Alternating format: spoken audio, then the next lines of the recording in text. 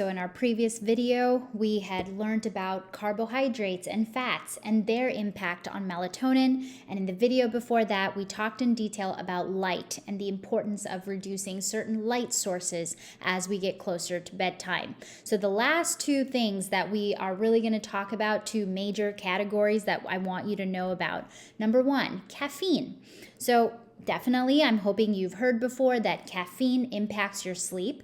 Caffeine doesn't necessarily directly act on melatonin, but it acts on another substance in your body called adenosine. And so this indirect action, it acts on adenosine to reduce adenosine or suppress adenosine, which is very important to induce melatonin. So all I want you to know is that there is a mechanism in the body. Caffeine does interact and impact your sleep quality if you're consuming too much too close to bedtime. And while there's no perfect exact number, because it depends on the amount of caffeine in that product that you might be consuming, in general, I would probably recommend 5 hours. 5 hours between your bedtime and the last caffeinated drink. If it's possible, and your normal day is a regular daytime and nighttime and not something like shift work, for example, I would actually recommend that you consume all of your caffeinated beverages before 2 p.m. Just because of that impact on the circadian rhythm and the awareness that we had talked about in a previous video.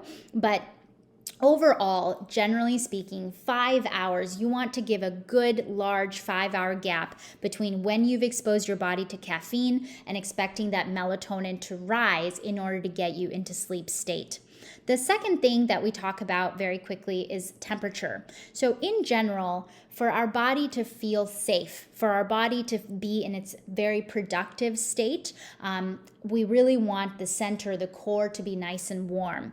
And there is a very particular temperature that the body lives in, so we're not looking to mess with that. But in general, as you're trying to go closer to bedtime, think about getting that core warm. So some ways of doing that are, for example, having some warm tea, right? Tea is a fantastic herbal tea, of course, not caffeinated, but a fantastic way of getting yourself to help your body get into that path of falling asleep, especially when we're talking about the colder seasons.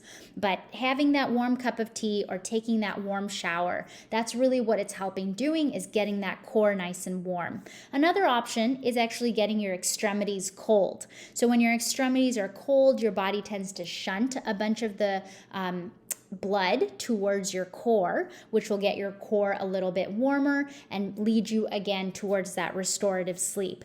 Now, as you can see on this photo, we have 4 major things that we've talked about that act on melatonin, most of which are in your control. Like, you are able to change how much light you expose your body to, when you expose your body to carbohydrates, what kind of temperature you're setting your body up for when you're going to sleep, and your access and timing of caffeine intake. So I want you to keep it in mind, because the whole goal of these videos is to let you know how in control you are of your own sleep cycle. So I'm hoping all of this makes sense. I'm hoping all of this ties back to our original video when we started talking about cortisol inducers. Please watch them and understand the cycle in completion. It's very important and helpful to understand the whole picture as you're trying to make changes and as you're trying to improve your sleep hygiene.